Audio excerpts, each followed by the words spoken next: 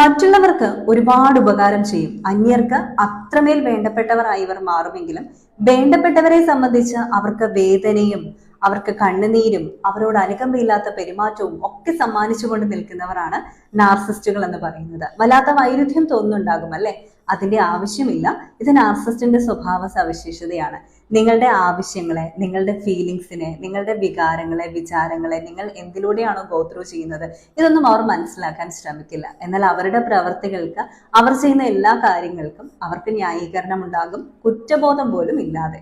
നിങ്ങളുടേതായിട്ടുള്ള ഇമോഷൻസിനെ അടിച്ചമർത്താൻ നിങ്ങളെ തന്നെ തരം താഴ്ത്തുകയാണ് അവർ ചെയ്യുന്ന മറ്റൊരു രീതി. ഈ നാർസിസ്റ്റ് ആകെ ഭയക്കുന്ന ഒരു കാര്യമുള്ളൂ, തന്റെ ഇമേജ്, മറ്റുള്ളവർ തന്നെ എങ്ങനെ നോക്കിക്കാണും എന്നുള്ളത്. അതുകൊണ്ട് മാത്രമാണ് മറ്റുള്ളവർക്ക് വേണ്ടി ഒരുപാട് ഉപകാരം ചെയ്യുന്നത്.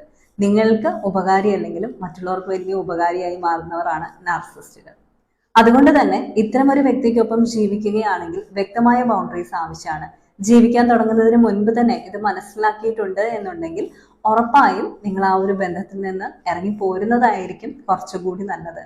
കാരണം എപ്പോഴും മാനിപ്പുലേഷനും ഗ്യാസ് ലൈറ്റിങ്ങും നിങ്ങൾക്കുള്ള ഈ ഒരു ടോക്സിക് ഇഗ്നോറൻസും ഒന്നും സഹിക്കാൻ പറ്റണമെന്നില്ലല്ലോ.